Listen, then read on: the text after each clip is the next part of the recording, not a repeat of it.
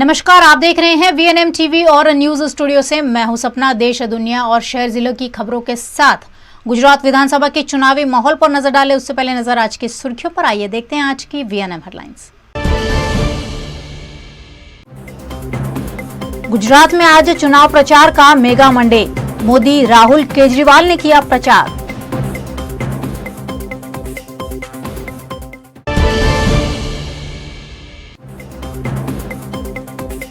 भावनगर में जीतू वाघानी ने कमा को जोड़ा। चुनाव प्रचार में हुआ विवाद।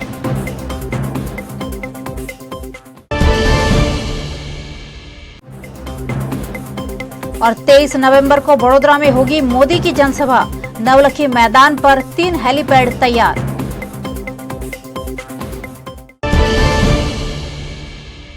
गुजरात में चुनाव प्रचार आज पूरे चरम पर दिखा। यहां भाजपा के लिए नरेंद्र मोदी, कांग्रेस के लिए राहुल गांधी और आम आदमी पार्टी के लिए अरविंद केजरीवाल ने चुनाव प्रचार किया। गुजरात विधानसभा चुनाव के पहले चरण के मतदान को अब गिनती के दिन बाकी है। ऐसे में भाजपा, कांग्रेस और आम आदमी पार्टी समेत की पार्टियों ने अपने स्टार प्रचारकों को मैदान में उतार दिया है। प्रधानमंत्री मोदी ने गुजरात में भारतीय जनता पार्टी के प्रचार की कमान संभाली है।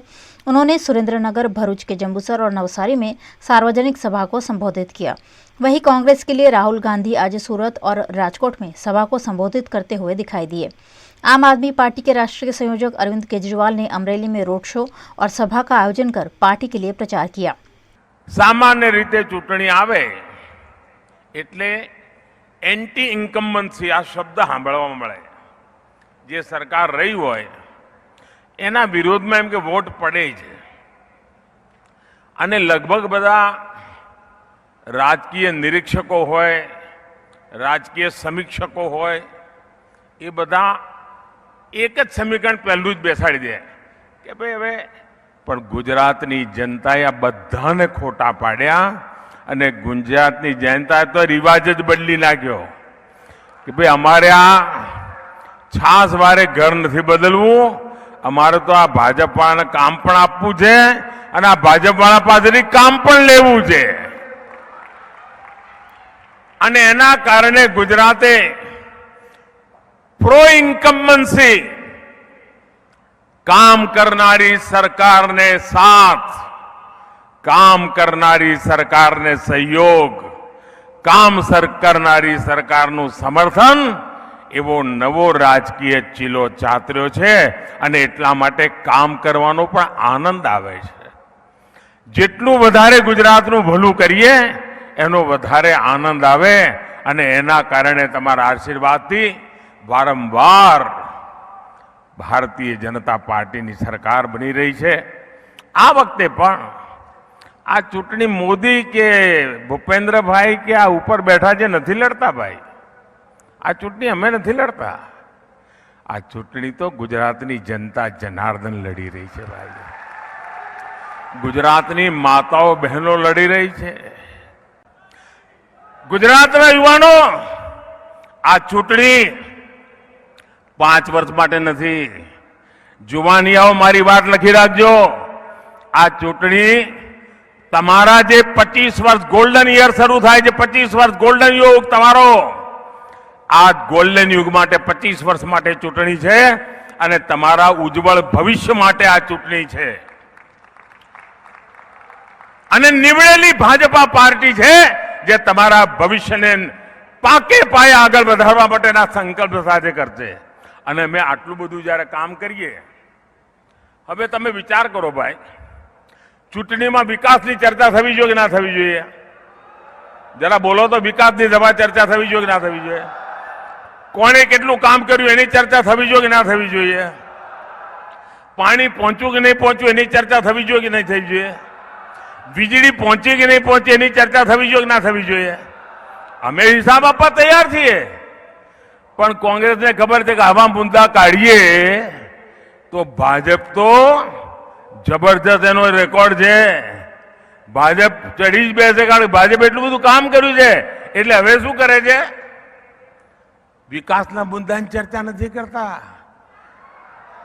એક કોંગ્રેસ વાળા કહે છે આ મોદીને એની औकात बतावी दईशु। औकात, मोदी को उसकी औकात दिखा देंगे।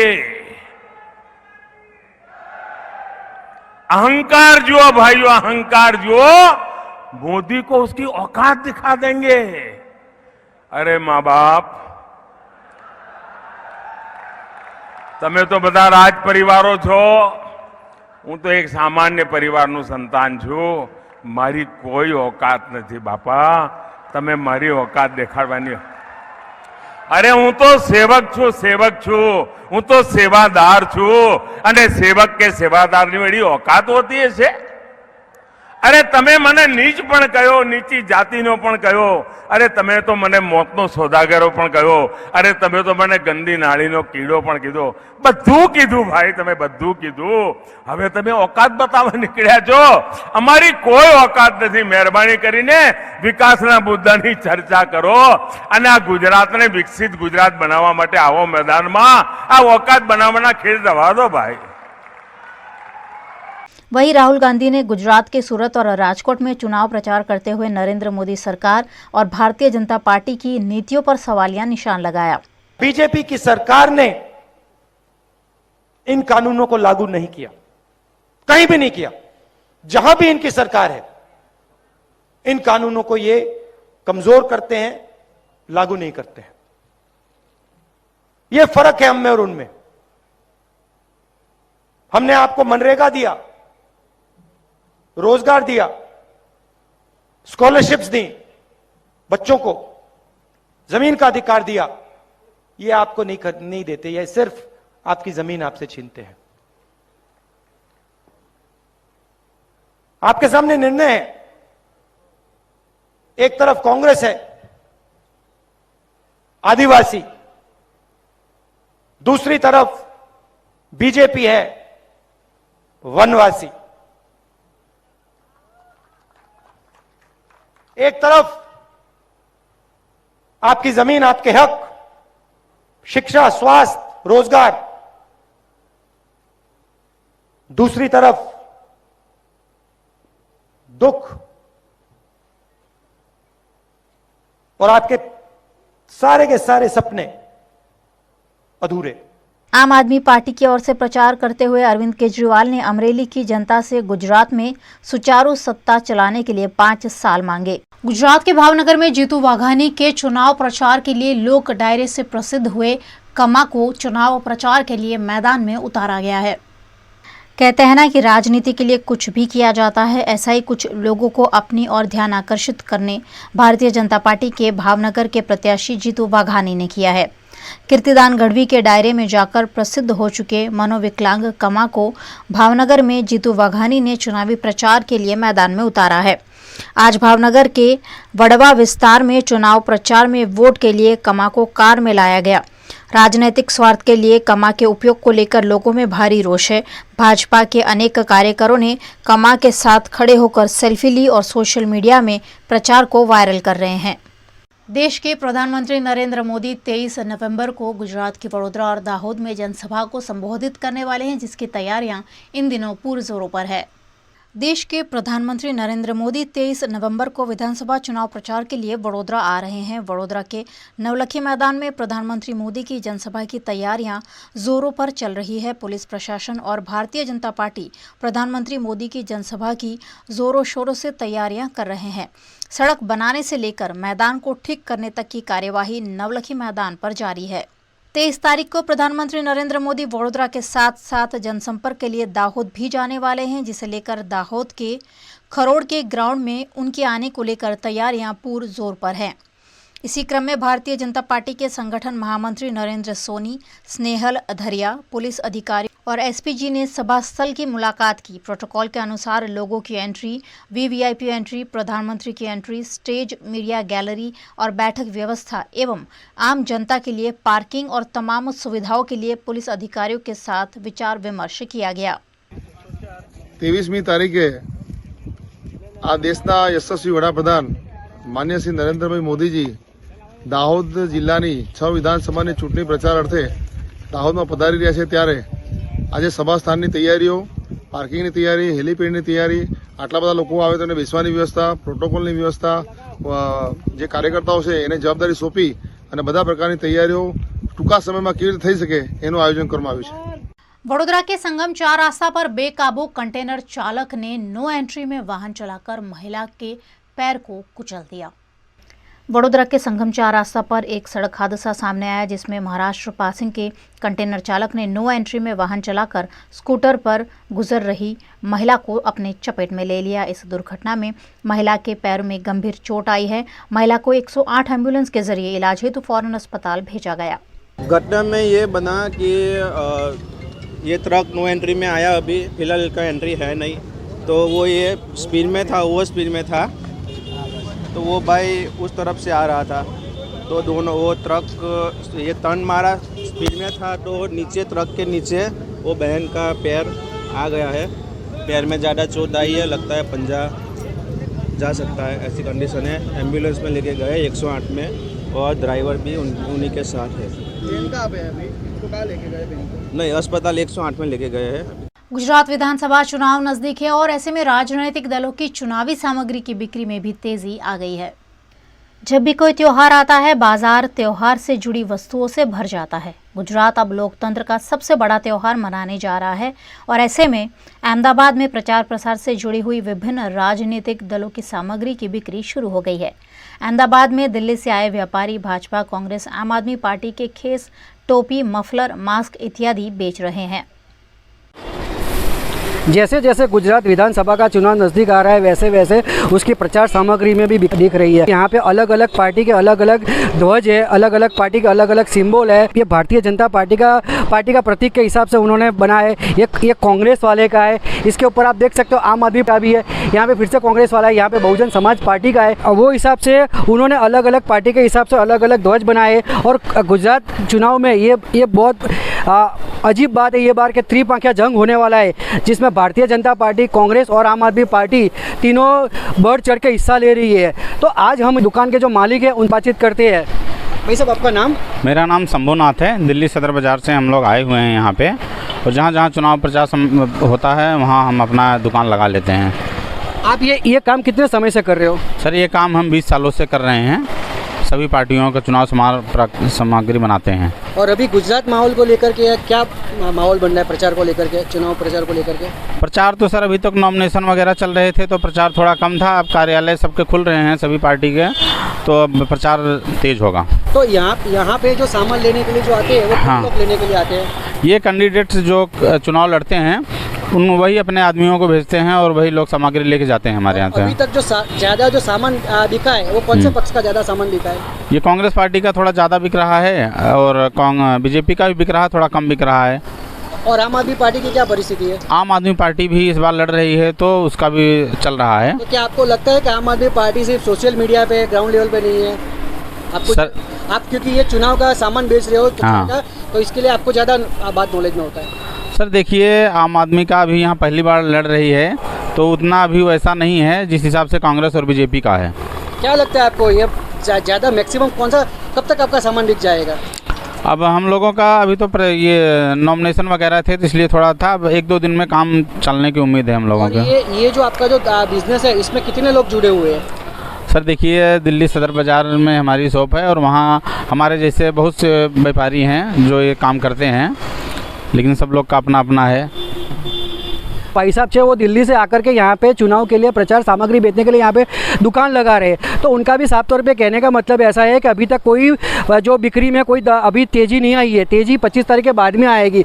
5 तारीख को अहमदाबाद में दूसरे चरण में मतदान है, और 1 तारीख को गुजरात में पहले फेज़ का मतदान है। तो आने वाले समय में पता चलेगा कि भाजपा आती, कांग्रेस आती है कि आम आदमी पार्टी है। और दूसरा, ये बार एक बहुत अच्छा उन्होंने बताया है कि जैसे ये ईवीएम वो लेकर के आए कि मतदाता को पता चले कि कौन सा कैंडिडेट को वोट डालने का है। साइड में ब्लू कलर का बटन दबाओगे तो बाजू में लाल कलर का बीप से आवाज़ आ जाएगी। तो ये उनका ये बार कहने का मतलब ऐसा है कि ये बार उन्होंने नया ये आविष्कार किया हुआ है। तो आने वाले दिनों में पता चलेगा कि इसकी कितनी सेल रहेगी। VNM टीवी में आप देख रहे हैं खबरें। ब्रेक के उस पर खास खबरें अभी और भी हैं, देखते रहिए VNM न्यूज़। भारत ले रहा है इलेक्ट्रिक अंगड़ाई। क्यों ना हम साथ चले, साथ बढ़े, साथ बढ़े, देश मेरे, देश को ले जाए नई दिशा की ओर। आपका जॉय, भारत का जॉय। ધોરણ 12 પછી કેનેડામાં ઓછામાં ઓછા બજેટમાં કઈ રીતે સ્ટડી કરી શકાય એનું સંપૂર્ણ માર્ગદર્શન મેળવવા આજે જ વિઝિટ કરો કાનન ઇન્ટરનેશનલ, જ્યાં તમને મળશે IELTS, PTE, TOEFL, GRE અને સેટના કોચિંગ સાથે કોલેજ યુનિવર્સિટીના study options, facilities like mock test, SOP, EMI, education loan, visa filing અને pre departure everything under one roof. તો આજે જ આવો Kanan international at Trident complex, racecourse road, Vadodara. વડોદરાના ઘણા વિસ્તારો જેમ કે અકોટા, માંજલપુર, અલકાપુરી, મકરપુરા વગેરે વગેરે વિસ્તારોના લોકો ચિંતામાં છે. આ ચિંતાનું કારણ છે વડોદરાના લોકોમાં વધતી ઈર્ષા. જી હા, અને આ ઈર્ષાનો સ્ત્રોત છે તરસાલી એરિયામાં આવેલ રેઝિડેન્શિયલ પ્રોજેક્ટ દર્શનમ પ્લેસ.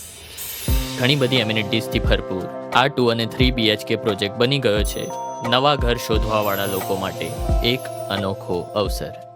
भारत ले रहा है इलेक्ट्रिक अंगड़ाई. क्यों न हम साथ चले, साथ चले, साथ बढ़े, साथ बढ़े, देश मेरे, देश मेरे. देश को ले जाए नई दिशा की ओर. आपका जॉय, भारत का जॉय. वडोदरा की वाघोडिया विधानसभा में वार्ड नंबर 16 में बालकृष्ण शुक्ल द्वारा प्रचार और रैली का आयोजन किया गया.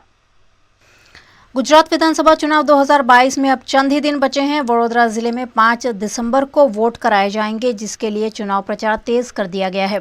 वडोदरा की रावपुरा विधानसभा में भारतीय जनता पार्टी की ओर से दावेदारी कर रहे बालकृष्ण शुक्ल रोजाना अलग अलग क्षेत्र में रैली निकालकर भारतीय जनता पार्टी का चुनाव प्रचार कर रहे हैं. इस क्रम में वार्ड नंबर 16 में रैली निकालकर बालकृष्ण शुक्ल के हक में और भारतीय जनता पार्टी के समर्थन में वोट करने की अपील की गई. वाघोडिया रोड, नारायण चौकड़ी होकर शिवम डुप्लेक्स, तीर्थ बंगलो, जलाराम नगर, श्यामल बंगलोज इलाके में लोगों से मिलकर चुनाव प्रचार किया गया. हमने वार्ड नंबर 16 से प्रचार की शुरुआत कर रहे हैं. हमारे साथ महानगर सेवा सदन के स्टैंडिंग समिति के स्थायी समिति के अध्यक्ष डॉक्टर हितेंद्र भाई पटेल साहब, हमारा शहर के उद्देदार श्री कुणाल पटेल जी और साथ में इस विस्तार के हमारे काउंसिलर और बूथ समिति के सभी कार्यकर्ता गण यहाँ उपस्थित है. और आप देख रहे हैं जिस प्रकार से यहाँ के मतदारों का हमें एक प्यार मिल रहा है, सम्मान मिल रहा है, तो मुझे पूरा विश्वास है कि इसी तरह का प्यार और सम्मान 5 तारीख को भी मिलेगा और हमारे 5 ही उम्मीदवार, बड़ौदा शहर के 5 उम्मीदवार अच्छी बहुमति से जीतेंगे. और आपके माध्यम से मैं बड़ौदा वासियों को एक विनती करता हूँ कि अगले 23 तारीख को परसों अपने पंतप्रधान श्री नरेंद्र भाई मोदी जी नवलखी ग्राउंड पर आ रहे हैं, तो आप सभी आइए प्लीज़ और उनको आशीर्वाद दीजिए. यही मेरी अभ्यर्थना है. गुजरात के वडोदरा में कांग्रेस के सभी 5 प्रत्याशियों को जिताने की अपील कांग्रेस के नेता चंद्रकांत श्रीवास्तव ने की है. गुजरात विधानसभा का चुनाव प्रचार इन दिनों जोरों शोरों से चल रहा है. भारतीय जनता पार्टी के साथ साथ कांग्रेस पार्टी भी चुनाव जीतने के हर संभव प्रयास कर रही है. वडोदरा में कांग्रेस प्रत्याशियों द्वारा भी लगातार चुनाव प्रचार किया जा रहा है. इन सभी कांग्रेस प्रत्याशियों को जिताने की अपील कांग्रेस के अग्रणी नेता चंद्रकांत श्रीवास्तव ने की है. साथ ही उन्होंने महंगाई, शिक्षा, बेरोजगारी, निजीकरण जैसे मुद्दों पर भारतीय जनता पार्टी पर निशाना साधा. हार जीत का बहुत बड़ा प्रॉब्लम नहीं हमारे लिए, पर हमारे उम्मीदवार लोगों के बीच में जा रहे हैं, लोगों का संपर्क कर रहे हैं, पार्टी की पॉलिसी बता रहे हैं और उसके साथ साथ में वादा कर रहे हैं कि जो ये सरकार ने कॉन्ट्रैक्ट पद्धति कर दी, नौजवान युवान बेकार घूम रहा है, उसका परिवार चल नहीं रहा है, 8-10 हज़ार में नौकरी करता फिर रहा है. स्कूलों के अंदर, सारी प्राइवेट स्कूलों के अंदर जो शिक्षक है उनका शोषण हो रहा है. पगार 20,000 बताते हैं और हाथ में 10,000 देते हैं, बाकी बैंक में से पैसे उठा लेते हैं. और ये स्कूलें किसकी है? ये उन लोगों की है जो सत्ताधारी पार्टी पे है. आप देख सकते हो कि शहर के अंदर जब कांग्रेस ने शासन छोड़ा तब 4 रुपये आटा मिलता था, 10-12 रुपये चावल मिलता था. आज 60-70 रुपये मिलता है. आटा 40 रुपये मिल रहा है. तेल का डब्बा 600-700 में मिलता था, उसका 2500 रुपया हो गया है. डीजल 60 रुपया मिलता था, उसका 100 रुपया हो गया है. पेट्रोल 100 रुपया हो गया है. गैस का सिलेंडर जो 400 रुपये के अंदर मिलता था उसके 1000 रुपये के ऊपर चले गए. वादे इनके बहुत थे लेकिन वादा निभाते नहीं है. लोगों को आपस में लड़वा कर और ये शासन करने का इनकी जो आदत पड़ गई है. हमारा उम्मीदवार सक्षमता से लड़ रहा है. मैं बड़ौदा शहर के लोगों से कहना चाहता हूँ, क्या आपकी बच्चों की पढ़ाई के लिए कितना रुपया खर्चा करना पड़ता है, ज़रा दिमाग से सोचना। आपके स्वास्थ्य के लिए कितना खर्चा करना पड़ता है वो आप सोचना। आपको न्याय मिलता है कि नहीं मिलता है वो सोचना। महंगाई कितनी बढ़ गई है वो सोचना। हमारा उम्मीदवार चारों तरफ घूम रहा है। हम जानते हैं कि हमारी पब्लिसिटी इतनी नहीं है। हम जानते हैं कि हमारे को पब्लिसिटी करने नहीं दे रहे हैं। हमारे तमाम कार्यकर्ताओं को दबाया जाता है। हमारे कार्यकर्ताओं को काम करने के लिए काम करने निकलता है तो उसके दूसरे दिन उनके ऊपर दबाव हो जाता है कि नहीं जाने का है। जब जनता, जब लोग, जब परिवार इस शहर का, जब उसके मन में वो ठान लेता है और बड़ी बड़ी सत्ता का परिवर्तन जब लोगों के मन में नक्की हो जाता है कि ये लोग, जो लोग सत्ता पर बैठे हैं वो दमन कर रहे हैं, शोषण कर रहे हैं और किसी के बोलने की आज़ादी नहीं है, तब वो मन बना लेते हैं। और लोगों ने मन बना लिया है। आने वाला वक्त, वो बोलते हैं कि चक्रवर्त परिवर्तन ते दुखानी चा सुखानी चा, सुख और दुख चला करता है। ये ऐसा समझ बैठे हैं कि ये सरकार जो लोगों की सरकार है, लोग बनाते हैं, लोगों से सरकारें बनती है, सरकार से लोग नहीं बनते। गुजरात के अहमदाबाद की जमालपुर खाड़िया विधानसभा में भारतीय जनता पार्टी ने नरेंद्र मोदी का स्टैच्यू रखकर मतदाताओं को लुभाने की कोशिश की है। गुजरात में विधानसभा चुनाव के चलते मतदाताओं को लुभाने की हर संभव कोशिश की जा रही है। इसी के तहत अहमदाबाद की जमालपुर खाड़िया विधानसभा में नरेंद्र मोदी का बेंच पर बैठा हुआ स्टैच्यू रखा गया है। स्टैच्यू के पास बैठकर फोटो भी खींची जा सकती है। नरेंद्र मोदी का ये स्टैच्यू फोटो खिंचवाने के लिए मतदाताओं में आकर्षण का केंद्र बन सकता है। जैसे जैसे गुजरात विधानसभा का चुनाव नज़दीक आ रहा है वैसे वैसे हर पार्टी मतदारों को रिझाने की कोशिश कर रही है। वैसे ही आज अहमदाबाद के जमालपुर खाड़िया विधानसभा में रायपुर चकला के एरिया में आप देख सकते हो प्रधानमंत्री नरेंद्र मोदी का स्टैच्यू रखा गया है, तो ताकि मतदारों को आकर्षित किया गया है और यहाँ पे बाजू में बैठ के मतदार अपनी सेल्फी भी ले सकते हैं। कहीं ना कहीं मतदारों को ये रिझाने का बहुत बड़ा प्रयास है। और जमालपुर खाड़िया की जो विधानसभा है वो आज से कांग्रेस का गढ़ रहा है। यहाँ पे कांग्रेस का दबदबा है। 2017 में जब अशोक भट्ट जो महसूल मंत्री थे, उनके बेटे को जब चुनाव का टिकट मिला था तो वो चुनाव के टिकट से वो चुनाव हार गए थे। यहाँ पे कहा जा रहा है कि जो लघुमती कौम है उसकी वोट बैंक ज़्यादा है और जो बहुमती उसकी वोट बैंक कम है। तो कहीं ना कहीं यहाँ पे मतदारों को रिझाने की कोशिश किया गया है। और अभी लास्ट तौर पे प्रधानमंत्री जी नरेंद्र मोदी ने भी एक जनसभा में ऐसा कहा था कि आप मेरे को देख करके वोट देना, कैंडिडेट को देख करके वोट मत देना। तो ये जो चीज़ है कहीं ना कहीं दिखती हुई नजर आ रही है। वडोदरा के मांजलपुर विधानसभा में भारतीय जनता पार्टी की ओर से दावेदारी कर रहे योगेश पटेल ने वार्ड नंबर 17 में चुनाव प्रचार किया। गुजरात के वडोदरा में सभी विधानसभा क्षेत्र में इन दिनों चुनाव प्रचार जोरों शोरों से चल रहा है। भारतीय जनता पार्टी के प्रत्याशियों द्वारा लगातार लोगों के बीच जाकर जनसंपर्क किया जा रहा है। वडोदरा के मांजलपुर से भारतीय जनता पार्टी की ओर से योगेश पटेल दावेदारी कर रहे हैं। योगेश पटेल ने मांजलपुर में आने वाली वीएमसी के वार्ड नंबर 17 में रैली निकालकर चुनाव प्रचार किया, जहां उन्होंने मतदाताओं से फिर एक बार मांजलपुर में बड़े बहुमत से जिताने की अपील की। मांजलपुर विधानसभा उम्मीदवार तरीके हूँ लोकसंपर्क कर रहा छूँ। अमरा वॉर्ड नंबर 16, 17, 18, 19 एम गई काले 18 नंबर वॉर्ड में लोकसंपर्क कर्यो। लोकोने घणो ज आवकार मळ्यो। ए रीते आज वॉर्ड नंबर 17 में आज अमे फेरनी फरी रह्या छे। लोकोनो सारो उत्साह है अने जंगी बहुमतीथी अमे जीतीशुं, एमां कोई बे मत नथी। गुजरात के वडोदरा की रावपुरा विधानसभा मतक्षेत्र के कांग्रेस उम्मीदवार संजय पटेल ने रैली निकालकर चुनाव प्रचार किया। वडोदरा की रावपुरा विधानसभा में भाजपा से बालकृष्ण शुक्ल उम्मीदवारी कर रहे हैं, वहीं कांग्रेस पार्टी से संजय पटेल चुनावी मैदान में हैं। रावपुरा विधानसभा क्षेत्र के कांग्रेस उम्मीदवार संजय पटेल ने प्रतापनगर, डभोई रोड, शांतिनगर, हनुमान टेकरी, गणेश नगर आदि विस्तारों में चुनाव प्रचार के लिए रैली निकाली और लोगों से उन्हें वोट देने की अपील की। लोगों के लिए मुख्य मुद्दे है मोंघवारी जो है, यह मिडिल क्लास और गरीब लोगों का वो है बस्ती है, और इन लोगों की फरियाद है, पानी का प्रॉब्लम है और सब काफ़ी प्रॉब्लम है, जो बेरोजगारी है, शिक्षण का व्यापारीकरण है, सब इधर प्रॉब्लम है। और उसके बारे में सबसे बात हो रही है और सब इस सरकार से नाराज़ है और उन लोगों ने ठान लिया है कि हम कांग्रेस को मत करके कांग्रेस को जिताएंगे। गुजरात के राजपीपला में रोहितवास में गंदगी से त्रस्त स्थानीय निवासियों ने चुनाव बहिष्कार करते हुए बोर्ड लगा दिए हैं। गुजरात के राजपीपला में हरसिद्धि माता मंदिर निकट रोहितवास है, जहां चुनाव बहिष्कार के बोर्ड लगा दिए गए हैं। यहां रिहायशी इलाके के पास ही डंपिंग यार्ड है, जिसकी वजह से लोग कचरे और गंदगी से काफ़ी परेशान हो रहे हैं। राजपीपला नगर पालिका द्वारा पूरे गांव का कचरा यहां फेंक दिया जाता है, जिससे आसपास रहने वाले लोग गंदगी और बदबू से परेशान हो रहे हैं। यहां के लोगों को बीमारियों का डर सताने लगा है। कचरे की समस्या से पीड़ित लोगों ने रोहितवास में चुनाव बहिष्कार करते हुए बैनर लगाकर वोट नहीं करने का ऐलान किया है। હવે રોહિતવાસમાં ઘણા સમયથી પહેલાં બહુ આગળ કચરો નાખતા હતા. ધીરે ધીરે આ લોકો નગરપાલિકા એવું થયું અમારા ઠેઠ ફળિયાની નજીક આવી ગયા, જે રીતે કે 300થી 400 મીટરની અંદર એટલા અંતરની અંદર હવે કચરો નાખવાનું ચાલુ કર્યું. એટલે જ્યાર સુધી અત્યારે કચરો નાખે છે એ રાત્રે સળગે એટલે એનું પ્રદૂષણ ને એનાથી હાનિકારક વધારે થાય.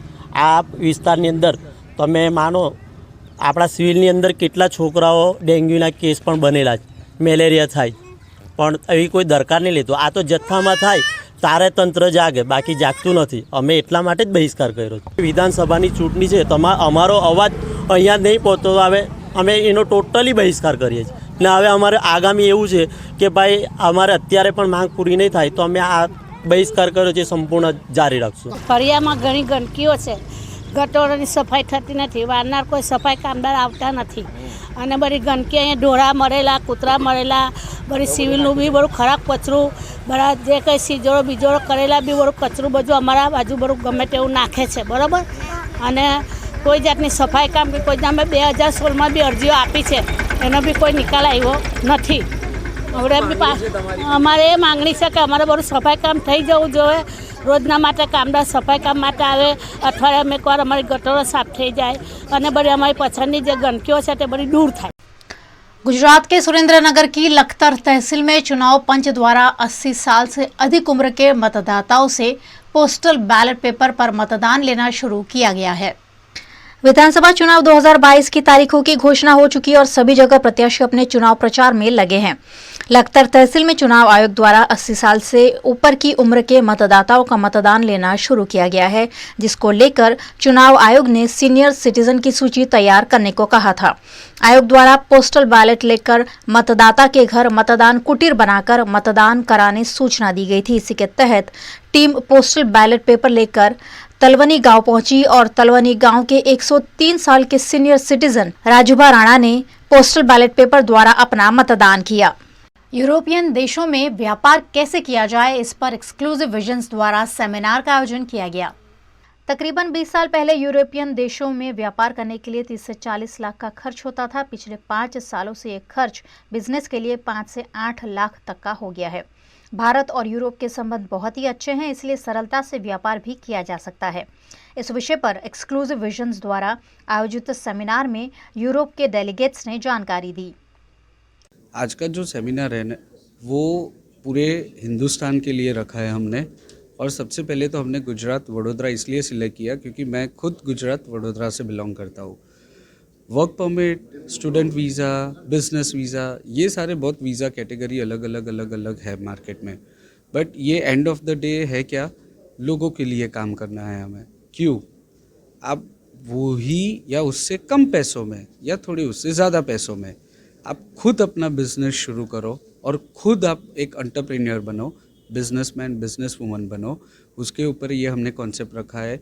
और जो वर्क परमिट के नाम पे इतना आजकल फ्रॉड वगैरह चीटिंग हो रहा है, तो वो भी थोड़ा कम हो जाए। साथ साथ में एंटरप्रेन्योरशिप का जो एक टर्म कॉन्सेप्ट है, और गुजराती फैमिलीज़ में गुजरात की जो फैमिली होती है, जितने भी गुजरातीज़ है, वो लोग का सबका एक बहुत ही ये मोटो होता है दैट बनना है तो एक बिजनेसमैन या बिजनेस वूमन बनना है। बचपन से यही सिखाया गया है। तो ये सेमिनार हमने इसलिए यहाँ पे रखा है। अभी हम और भी स्टेट्स में जाने वाले ये सेमिनार कंडक्ट करने के लिए। तो मैं VNM के थ्रू सभी जितने भी लोग जुड़े हुए हैं, मैं सबसे विनती करूँगा कि एक्सक्लूसिव विजन्स को विज़िट करें। ये जो टर्म है ये बहुत ही अच्छा है और इसमें ऐसा नहीं है कि आपको 10-15 लाख रुपए का इन्वेस्टमेंट करना है। आप 2 लाख रुपए से भी आप अपना बिजनेस शुरू कर सकते हो। आपकी जितनी बजट, आपका जितना कैपेसिटी है, वो हिसाब से आप शुरू कर सकते हो।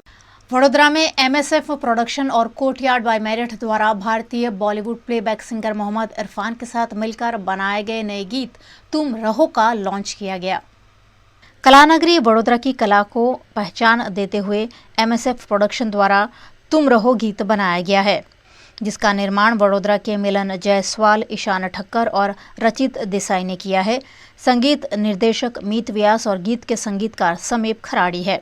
इस गीत को बॉलीवुड के मशहूर प्लेबैक सिंगर मोहम्मद इरफान ने गाया है, जो इससे पहले मर्डर 2, यारियां, किक, प्रेम रतन धन पायो, एक विलन जैसी फिल्मों में गाना गा चुके हैं। आज इस गीत के लॉन्चिंग समारोह में मोहम्मद इरफान ने उपस्थित रहकर तुम रहो गीत के निर्माण पर बात की। मेरा मतलब मैं तो कहूँगा कि सौभाग्य है मेरा कि इस गाने के साथ मैं जुड़ा, इस गाने को निभाने का मुझे मौका मिला as a singer. So I am very happy and very thankful to Milan and his entire team at MSF productions.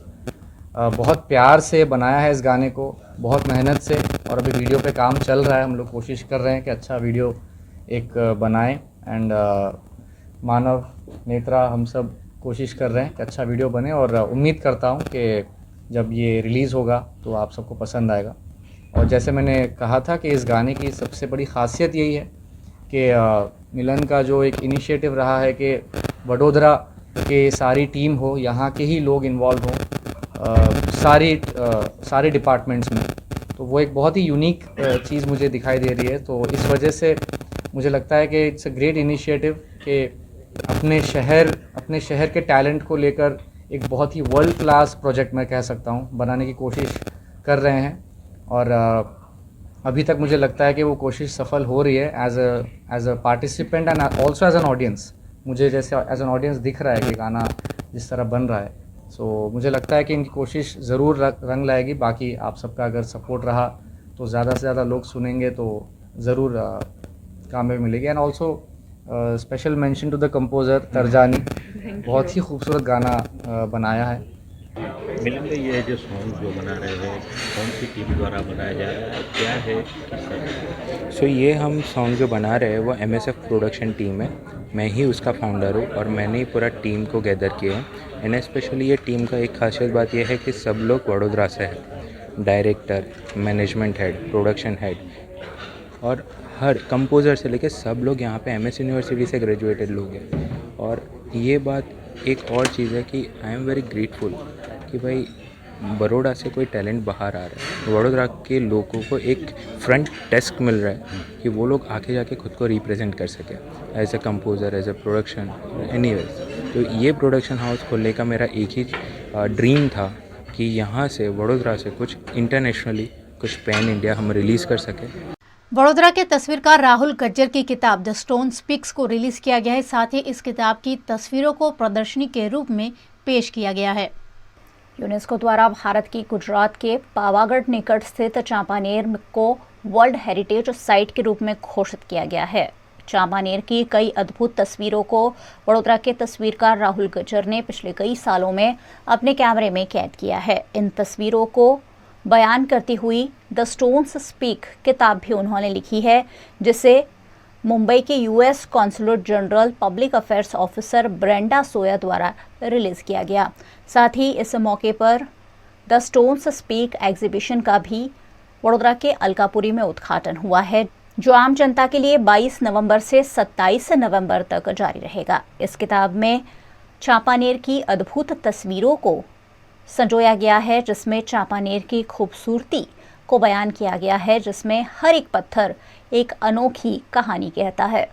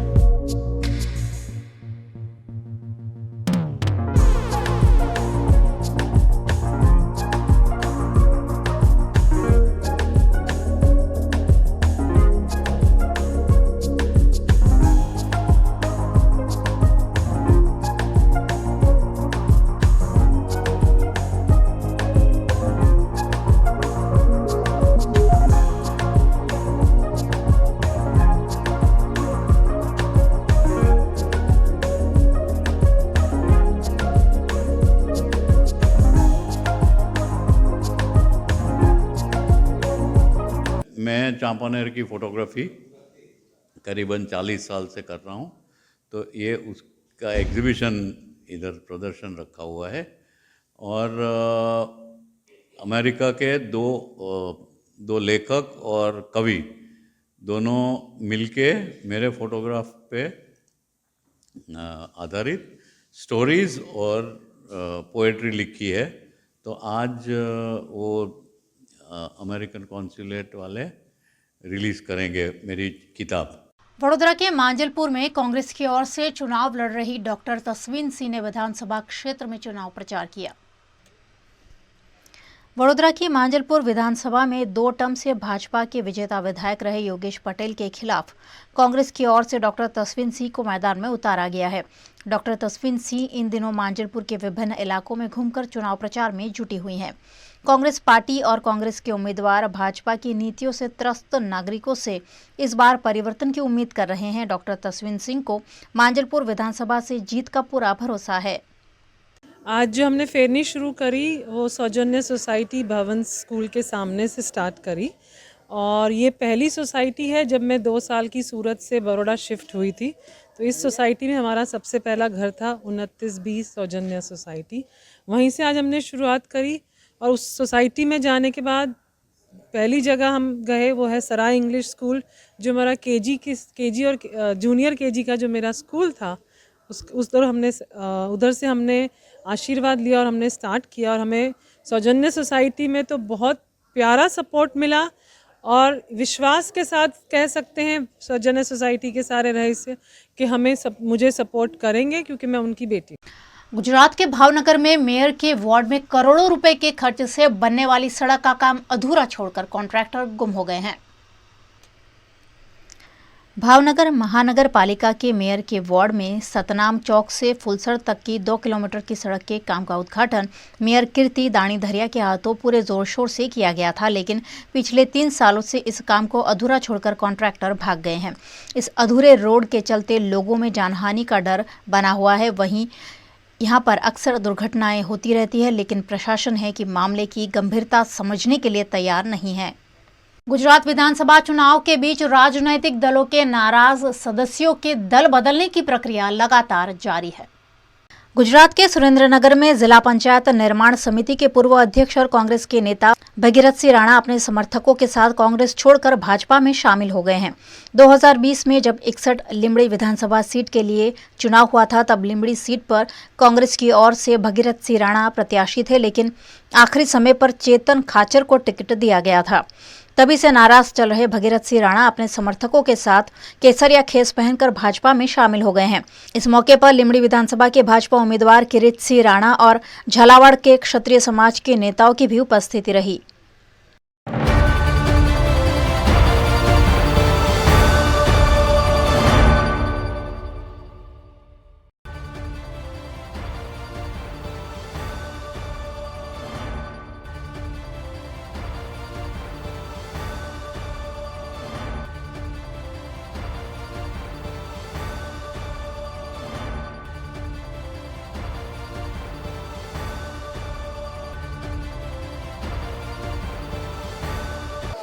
Gujarat विधानसभा चुनाव की घोषणा होते ही हर शहर हर गांव में कहीं न कहीं चुनावी चहल पहल नजर आती है। चुनाव को लेकर लोगों में चर्चाएं भी शुरू हो गई हैं। हम निकले हैं गुजरात का चुनावी मूड जानने के लिए। अहमदाबाद के नज़दीक एक छोटा सा गांव है जहां बस्ती 1000 से कम है और 600 यहां वोटर हैं।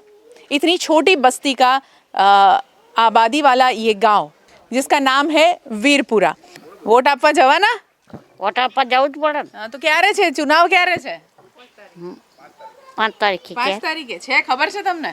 મને ખબર પડે કેહનો તારીખ? અચ્છા, ખબર નહીં પણ હમણાં ખબર પડી ગઈ છે, એવું છે? આજ ખબર પડી છે, એવું છે। આટલા વર્ષોથી જે સરકાર કામ કરી રહી છે, શું કામ થયું તમારા ગામમાં? આ સંડસ થી એક અને આ રોડ બનાવ્યો। રોડ બનાવ્યો? હા, એવું છે। અને બીજું? ગટર નાખી। ગટર નાખી। સરકાર વાળી કાંઈ આ લાભ આલે તો સારું થાય। શું લાભ જોઈએ? હે, શું જોઈએ લાભ? અત્યારે ઇલેક્શન છે ને, તમે કહ્યું ને વોટ આપવા જવાના, તો શું કહેશો? સરકારથી શું માંગણી છે? એ તો બધા માગે આપણે માગવાની તમને શું જોઈએ છે? હે તમને શું જોઈએ? મન તો મકાન બનાવેલે સારું એક એવું? હવ મકાન થઈ જાય તો ચાલી જાય? મકાન હોય ત્યારે મજૂરી થોડી ઘણી જોઈએ. તમને મોંઘવારી લાગે જ ખરી? મોંઘવારી તો છે જ ને. નહીં 20 રૂપિયા 250 શાકભાજી है લીલી 25 રૂપિયા 20 રૂપિયા 50 રૂપિયા ચોખા है 300 ઘઉં છે તો મોંઘવારી જ કહેવાય ને બેન. અત્યારે જેટલા 2500 તેલના ડબ્બાના है 2500 રૂપિયા તેલના ડબ્બાના. પેલા હતા પેલા 1200 1500 ડબ્બો આવી રહ્યા હતો.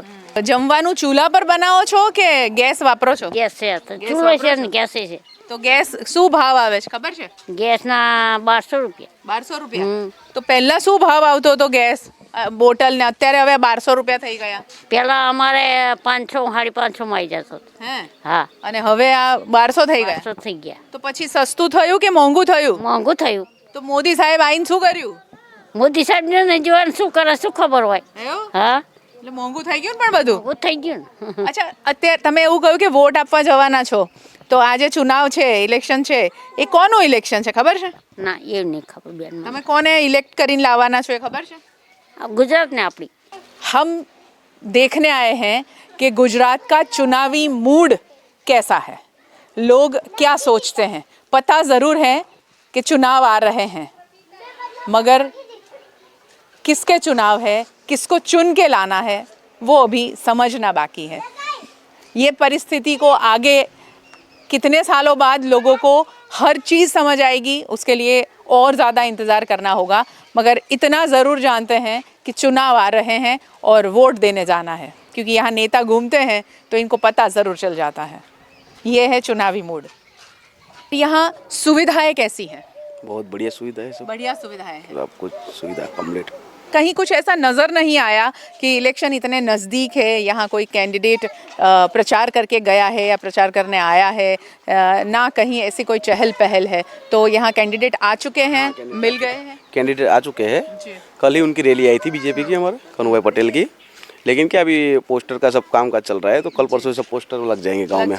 लग जाएंगे. अच्छा फिर सज जाएगा चुनावी माहौल में यहाँ गांव, है ना?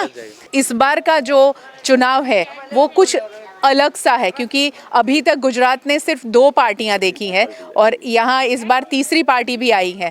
तो क्या सोचते हैं आप? फिलहाल तीसरी पार्टी का कुछ नहीं सोच सकते. हमारे 2 ही पार्टियाँ है कांग्रेस एंड बीजेपी. उसमें बीजेपी हमारे तो यहाँ चलती है और कोई चलता नहीं. अच्छा. कांग्रेस को समझ लो साइड में कर दिया है. ओनली बीजेपी चलता है और बीजेपी चले गए यहाँ पे.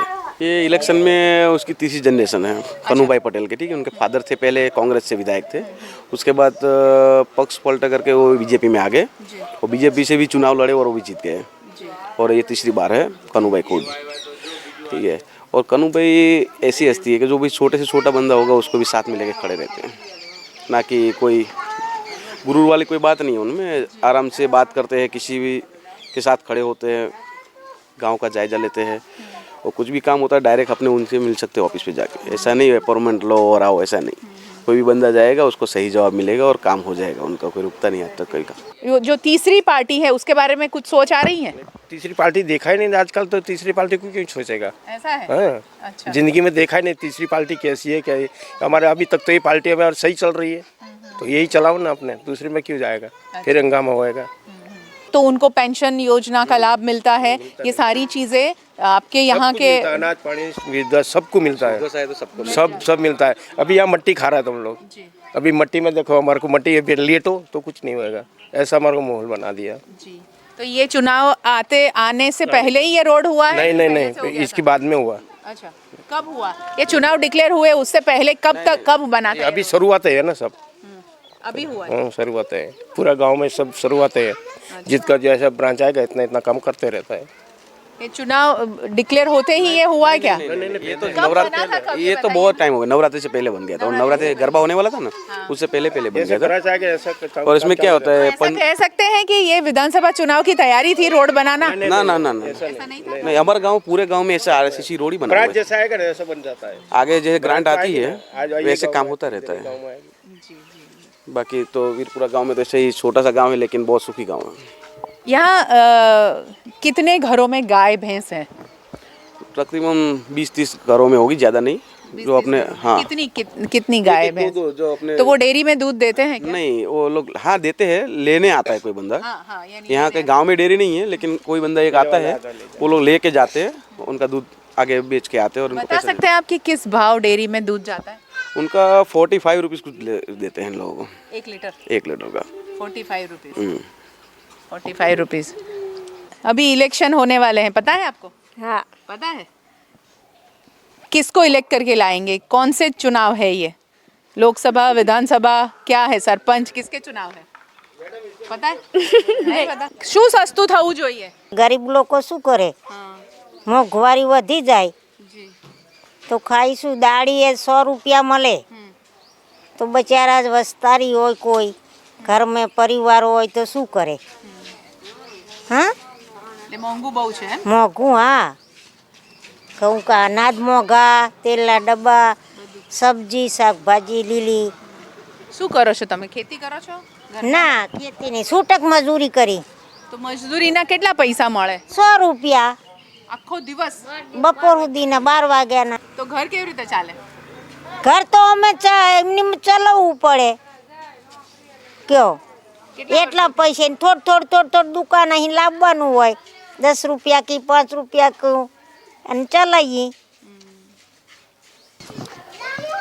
हमने बनाया गुजरात, ये गुजरात है, ये गुजरात की तस्वीरें हैं कि मजदूरी सुबह से दोपहर तक करते हैं, 100 रुपये मिलता है, कैसे चलेगा घर? सवाल ये है।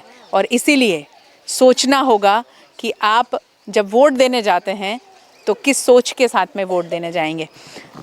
आ वखते वोट आपवा जशो तो શું વિચારશો? કેમ વોટ આપવાનો? તમારા ગામમાં આગેવાન હોય એ અમને કે અમે તો પછી કરીએ. હા એટલે કેવી રીતે જ કરવાનું? તો એ તો એવું જ હોય ને, ગામ હોય તો હમ હોય તો પછી એવું જ કરીને અમે. એવું કે આમને જ વોટ આપવાનો? એકલાથી થોડું કામ થાય. હા એકલાથી થાય, એક હાથે તાલી પડે નહીં.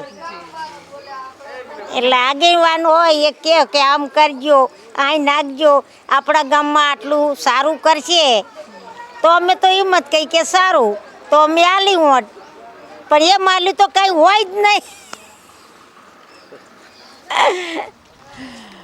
ये बात है कि जब हम कोई भी रिपोर्ट बनाते हैं और हम ऐसा कहते हैं कि ये आयाती पब्लिक है, तब सवाल करती है प्रजा, यानी लोग आप ही सवाल करते हैं कि ये बात कहाँ से आई? ये यहाँ से आती है बात, जो हम पत्रकार आपको बताते हैं कि ये सभाओं में जिस तरह बस्ती को लाया जाता है गाड़ियाँ भर भर के, वो कैसे आते हैं? बस इसी तरह से आते हैं. એ રીતે વોટ આપવાના તમે વિચારશો કે તમને કોઈ કહેશે ને આપશો? આપણે પોતાને જ વિચારવાનું ને, પોતે વિચારીને આપશો? પોતે વિચારીને જ આપવું પડે ને. હાસ તો શું ઈચ્છો છો સરકારથી? સરકારથી શું ઈચ્છીએ? શું જોઈએ છે? વધારે તો આ બેરોજગારી, આ છોકરાઓ જવાને આ બધા ગ્રેજ્યુએટ થયેલા અત્યારે હજુ ફર કોઈની જોડે રોજગારી, છતાં કંપનીમાં જવું પડે છે નોકરી કરવા માટે. કોઈ સરકારી જોબ તો છે જ નહીં. અને કંપની કેટલો પગાર આપે? કંપની 7 થી 8 હજાર, બહુ તો 10,000, એથી વધારે ના હોય. એમાં 10 કલાક 12 કલાક તો આપવા પડે. ત્યાં કેટલા વર્ષથી શોધી રહ્યા છે ગવર્મેન્ટ જોબ, નથી મળતી? ગવર્મેન્ટ જોબ તો છે જ નહીં, ક્યાં છે? અને એમાં પાછું એજ્યુકેશનનું તો કોઈ હોતું જ નથી, કોઈ સર્ટીનું કોઈ હોતું નથી. કોઈ 2-5 લાખ રૂપિયા 10 લાખ રૂપિયા આપી દે એટલે એને ગવર્મેન્ટ જોબ. ગ્રેજ્યુએટ છોકરાઓ ભણી ગણીને ડિગ્રીઓ લઈને ખીચામાં લઈને ફરતા હોય છે, બસ એ જ હોય છે. બીજું શું? ડિગ્રી કામ નથી લાગતી. ડિગ્રી ક્યાંય કામ લાગતી નહીં. 5-10 લાખ રૂપિયા આપો એટલે ગવર્મેન્ટ જોબ.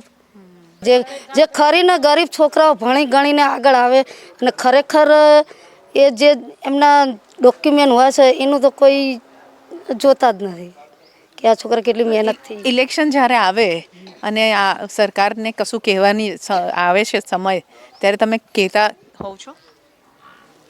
અમે તો કહીએ જ છીએ. જે નેતા આવે છે હર સાલ જ્યારે વોટિંગ આવે, ચૂંટણી આવે ત્યારે કહે જ છે ગામમાં, ત્યારે જ લોકો આવે છે ને ત્યારે જ ચર્ચાઓ થાય છે ને ત્યાર પછી 5 તારીખ જશે પછી ઉપર 5 દિવસ 10 જશે, પછી પૂર 5 વર્ષ ત્યાં સુધી કશું જ નહીં. પછી જેને જે રીતે તમે જિંદગી જીવો છો એ રીતે જીવો. વોટ લેવા હોય ત્યાં સુધી. બા શું કે વોટ લેવા આવે ત્યારે શું કે? વોટ લેવા આવે ત્યારે આપણે સમજાવવાનું ફોલ આવે, આમ હાલજો, આમ હાલજો, આ કરશું ને ઓલું કરશું, આ કરશું ને આમ કરી આલશું ને તેમ કરે. પછી તો કોઈ સંભાળે એ ના લે, વોટ જતો રહે પછી તો. હો કોઈ નામે ના લે, કશું કોઈ કશું ના કરી આલે. જ્યારે વોટિંગનો ટાઈમ આવે ત્યારે જ બધા જાગે, અને ત્યારે જ ગામમાં થોડોક ટાઈમ બાકી હોય ને ત્યારે જ બધું ગામમાં ખોદાખોદ ચાલુ કરી દે. આ ચૂંટણી હવે પછી એ ખોદેલું પડી રહેશે, કોઈ જોવા નહીં આવે કે આ ખાડો खोदे से. हम अक्सर अर्बन एरियाज़ में जब घूमते हैं तो अच्छी सड़कें नज़र आती हैं, अच्छे ब्रिज बनते नज़र आते हैं. वहाँ पर भी वही हाल है.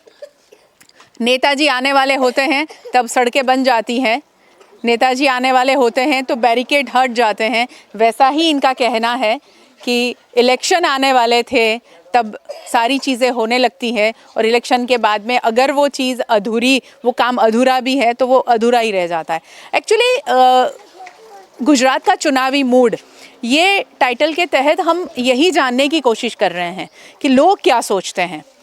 लोगों में जो सोच है वो सोच जो 25 साल से सत्ता में सरकार जो है उस सरकार से कितने सेटिस्फाइड हैं लोग. कहना बहुत आसान है कि हम बहुत सुखी हैं, गुजरात मॉडल बहुत अच्छा है, मगर ज़मीनी हकीकत मुझे कुछ कहने की ज़रूरत नहीं है. इन्होंने जो कहा वो ज़मीनी हकीकत है, और वही चुनावी मूड भी है कि अब प्रजा क्या करेगी और उसके बाद में सरकार क्या करेगी. જેટલી પણ કંપનીઓ બની છે ગુજરાત માટે નહીં, બહારના લોકો માટે છે બધું. ગુજરાતી લોકોને છોકરાઓને તો કોઈ નોકરી પર રાખવા તૈયાર નહીં. કંપનીઓમાં રાખે તો 12 કલાક, એમાં 7 થી 8 કે બહુ તો 10,000 પગાર આપે. બહારના લોકો જે આવે એ લોકોને ઘર ભાડું મળે, વાહનનું ભાડું મળે, પછી એમના છોકરાઓને ભણાવવાના ખર્ચા મળે, કંપની તરફથી બધી જ ફેસિલિટી મળે.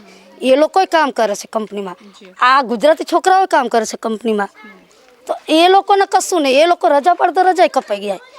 એ લોકોને કશું રજા ના કપાય, કોઈને કોઈ ફિક્સ પગાર હોય બધા, અને બધા ખર્ચા કંપની ઉઠાવે. તો બહારના લોકો અત્યારે આવીને સાહેબ બની ગયા છે. અમારા ગુજરાતી છોકરાઓ આવીને ગુજરાતના તો આવી રીતે બિચારા ડિગ્રીઓ ખીચામાં લઈને ફરતા જ ફરે છે. ક્યાંય કોઈ સારી જોબ એવી મળતી નથી, અને આગળ આવવા નથી દેતા ગુજરાતીઓને તો. અને કે ગુજરાત મોડર્ન, શું ગુજરાત મોડર્ન? બહારના લોકો માટે મોડર્ન બનાવ્યું છે બધું, આના લોકો માટે નથી કશું. આના बयानों हमारी गुजरात के हमारे पीएम साहब गुजरात के हैं तो वो तो करेंगे ना गुजरात के लिए, नहीं करेंगे? ये किया है, ये ऐसा किया है. अब जो सच है वही बोलना पड़ेगा ना. बिल्कुल बिल्कुल. गुजरात के है तो क्या हुआ? गुजरात के लिए होना चाहिए था कुछ. हाँ, ઉપરથી અહીંના લોકોની જમીનો જતી રહી બહાર વિદેશમાં. આ વિદેશી કંપનીઓ આવી ગઈ, બધી જમીનો જતી રહી, ખેતી જતી રહી.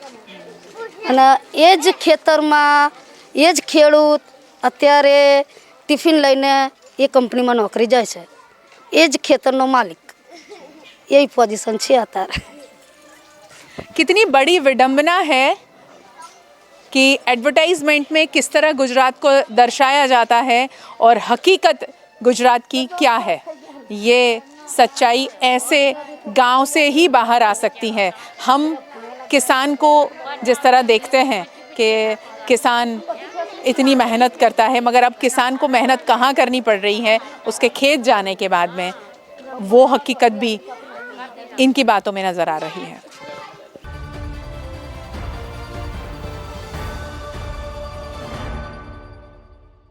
ગમે તેને વોટ તો હાલવા જ પડે. એવું? હા, પણ એનાથી ફાયદો થાય કઈ? ફાયદો શું થાય? ફાયદા વળી પાણી જો આવે, આમ જો યાર પંપ રાશી. એવું? હવ પાણી પણ નથી આવતું અહીંયા? નહીં આવતું, જો એ રહ્યું. એવું? તાર કેટલા વર્ષથી આવું છે? 2-3 વાર તો ચાલુ જ છે આવું. અને જે અહીંયા ઇલેક્શનમાં ઊભા છે એમનું નામ ખબર છે? ના ભાઈ, એવું નહીં ખબર. નહીં ખબર? ના. તો વોટ કોને આપવાનો ખબર? વોટ તો અમે કેશ એને આપશું. હવ તમને કે એને જ આપવાનો? અમારે તો કેશ એને આપશું. અમારે તેવું જ ને, જે મોટા આવે 2 દાણા તમે જ આવે તો તમે કે એવું આ તો એવું હોય ને અમે કહીએ તો અમારું માનો તમે ઓ બધાને માની અમાર તો વોટ હાલીને છૂટા હા બરોબર ને પણ સરકારથી પછી કશું ઉમ્મીદ નહીં કરવાની સરકારથી કોઈ આશા નહીં ભાજપ વાળાને કહેતો ભાજપ વાળાને કોંગ્રેસ કહેતો કોંગ્રેસ વાળાને આપણે તો એવું જ છે ને હા પણ આ વખતે તો કોંગ્રેસ ભાજપ સિવાય એક ઓર પાર્ટી આવી છે આપ પાર્ટી એમ કહું તો તમારે જેવા હા બીજી ત્રીજી એક પાર્ટી આવી એ ખબર પડી કે તમને ના અમને નહીં ખબર મોંઘવારી કેટલી નડે છે મોંઘવારી તો નડ જ ના તારી પહેલા ડબ્બા 2500 ને 2600 થઈ જાય અને કેમ સરકાર તો એવું કહે છે કે અહીંયા ગેસના સિલિન્ડર અપાઈ ગયા છે અને ચૂલા કરવાની જરૂર નથી ગેસ તો આમાં એમ કે બચા ખીચડી એવું તો રાંધવું પડે ને ખીચડી આવે મીઠા તો એટલે બોટલનો ગેસ બચાવવા માટે આ કરો ગેસ તે બધું ગેસે ઓછો વપરાય એટલા માટે ના ગેસ તો અમારે મહિનો નહીં આવતો બેન હોય એમના પરિવાર સાજો ને એટલે હા એટલે નથી ચાલતો મહિનો ના મહિનો નહીં આવતો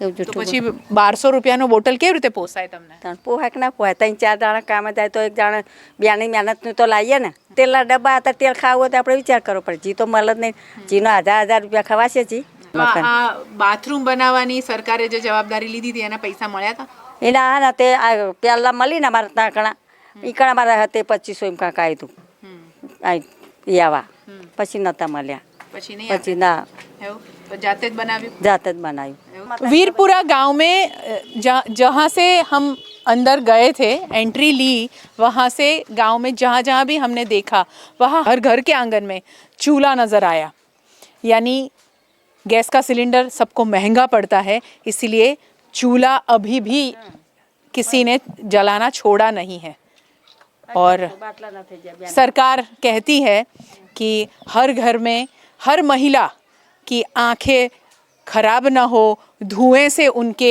सांसों की तकलीफ न हो इसीलिए सरकार ने हर घर में सिलेंडर देने की बात कही थी जो दिए भी है मगर महंगे इतने हैं कि उनको फिर भी चूल्हा तो जलाना ही पड़ता है अब सोचिएगा कि एक नागरिक होकर जिम्मेदार नागरिक होकर वोट देने से पहले किन बातों को सोचना है और फिर वोट देने जाना है इनकी तरह नहीं कि इनको तो यहाँ गांव के 2 लोग बड़े लोग आएंगे कहेंगे कि किसको वोट देना है बस उसी को देंगे वो वोट यही फ़ायदा उठाती है सरकार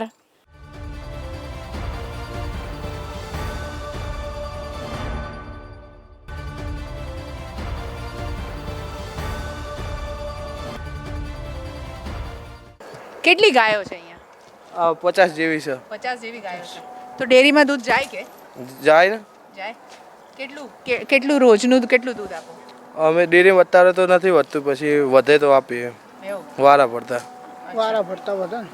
વધે તો આપ્યો તો શું ભાવ આપે સરકાર એ તો ફેટ ઉપર હોય 5 ફેટ 30 રૂપિયા ભાવ પડે છે એવો ભાવ અલગ અલગ ભાવ પડે છે હા ફેટ ઉપર આવે સરકારનું તો એવું કેવું હતું અને આપણા જ્યારે મોદી સાહેબ પીએમ બન્યા ત્યારે તો એવું કહેતા હતા કે હવે તો જે ગૌશાળાવાળાને બહુ જ ફાયદો થઈ જશે તો કોઈ ફાયદો નહીં થયો કોઈ ફાયદો ના થાય કારણ કે મોંઘવારી એટલી ઘાસચારાનો એટલો ભાવ વધી ગયો ખોળનો ભાવ એટલો વધી ગયો પહેલાં 1200 રૂપિયા 60 કિલોની ભરતી આવતી હતા 2000 રૂપિયા છે ત્યાં ઘઉંનું ભૂસું આવીને પહેલાં 700 રૂપિયા હતા અત્યારે 1200 રૂપિયા 1400 રૂપિયા અલગ અલગ ભાવ છે ડબલ થઈ ગયા મોંઘવારી તો જતી રહેવાની હતી ને વધારે થઈ ગઈ વધારે થઈ ગઈ દિવસે ને દિવસે વધતી જાય છે મોંઘવારી પછી કેવી સરકાર લાવવાની હવે સરકાર તો મોંઘવારી ઘટાડે એવી જ લાવવી પડે ને તો બદલાવ આવશે કઈ આ વખત એ તો ખબર નહીં હવે સરકાર ઉપર તમને શું લાગે બદલાવ આવશે આ વખત કઈ સરકાર ઉપર જો ને સરકાર નહીં હવે આપણે લાવવાના ને એમને તો તમે લાવશો ને વોટ આપીને સસ્તું પડવા દો ને સસ્તું પડે એ જ લાવું તો આ વખત તો 3 પાર્ટી છે ગુજરાતમાં જે સસ્તું કરે એના લે જે સારો લાગે ઉમેદવાર એને આપીએ કે ને કે આ આપણો વિકાસ કરશે એ એમને આપશે ને તો અત્યાર સુધી જે વિકાસની વાતો હતી એ નહીં થયું એમ વિકાસ થાય છે પણ મોંઘવારી વધતી જાય છે હા કેવો વિકાસ થયો વિકાસ તો જીઆઈડીસી સાણંદ જીઆઈડીસી બધા બેરોજગાર હતા બધા રોજગાર થયા હા પણ મોંઘવારી વધતો જાય છે હમણાં અહીંયા ગામમાં તો એક બેન એવું કહેતા હતા કે બહુ જ ઓછો પગાર આપે છે 12 કલાક નોકરી કરાવે છે અને અમારા છોકરાઓને ડિગ્રીને ભણતર ઉપર જાય ને બધું જાય તો કે લાયકાત ઉપર જાય ને પગાર તો શું કેવું છે શું બદલાશે આ વખત ગુજરાતમાં કઈ પબ્લિક ઉપર જાય તો હે પબ્લિક ઉપર જાય તો પબ્લિક તો તમે જ છો ને અમે તો સાહેબ અમારે નથી સારા એ પણ તમે શું કરો છો હા તમે બદલાવ લાવવા માટે કશું કરશો કરશે જ નહીં તો થશે શું કરશે કરશે સારું થશે એ કરશે પણ શું બદલાવ માટે શું કરશો હા શું કરશો બદલાવ માટે હવે તો અત્યારે તો શું ખબર પડે મળતી તો હે બધા હાલવાનો લાગે છે એવું બધાને કેવું રીતે અપાય કોઈ એકને જ અપાય ભાઈ એવું એમ ને વોટ તો એકને જ અપાય તો વોટ બીજું આપો છો ખરા સારું લાગશે એમ કરશે અચ્છા મને કોઈ વોટ આપવા જાવ છો ખરા આવશે ખરા પણ મારે રાગ પડે ના દીધી છે એવું રાગ પડે ને આપવાનો પણ રાગ કઈ પડે છે તો કહો હે હા જ્યારે રાગ આવે છે ત્યારે રાગ આવે ચૂંટણી આવશે ને ત્યારે એમ થાય કે આના કિસ્મત ખુલે ને ખોલી નાખવાના એવું હવ પણ તમને કોનું કિસ્મત ખોલવાનું લાગે છે હવે અમને તો મોરથી કંઈ ખબર ના પડે એવું હવે મોરથી કંઈ ખબર ના આ ત્રીજી પાર્ટી આવી છે એનું શું પડે એનું સારું થાય છે એવું હવ ત્રીજી પાર્ટી કોણ છે ત્રીજી પાર્ટી તો કોંગ્રેસ છે એક તો हाँ। ભાજપ છે અને केजरीवाल कौन सी तीसरी पार्टी आम आदमी पार्टी केजरीवाल है हाँ तो क्या लग रहा है कुछ इस बार नहीं ये नहीं आए नहीं नहीं आएगा नहीं आएंगे क्यों नहीं आएगा वो तो क्या मालूम सर मत गणतरी ઉપર જાય ને કે આને આટલા આલ્યા વધારે પડતું ભાજપનું જ વર્ચસ્વ રહેશે दिल्ली में तो बहुत अच्छा कर रहा है लोग દિલ્હીમાં તો આજ પેલા આઈને અત્યારે આઈને જતા રહે કે આવું અમે આવું કરશું પછી પાછળ કોઈ પાછળ લમણો વાળતું નહીં चुनावी मूड कुछ अलग सा मूड नज़र आ रहा है तीसरी पार्टी कोई पहचानता नहीं है अगर तीसरी पार्टी को जो पहचानता भी है तो उनसे इस कदर उम्मीद नहीं है जो अभी तक चलता आया है खैर 8 दिसंबर पता चलेगा और 1 और 5 दिसंबर को सारे वोट बंद हो जाएंगे मतपेटी में वोट बैंक में और 8 दिसंबर को ये जितनी भी सोच है वो सोच 8 दिसंबर को उजागर होगी कि वाकई जो अभी चुनावी मूड है उस वक्त वो चुनावी मूड बाहर आता है या नहीं।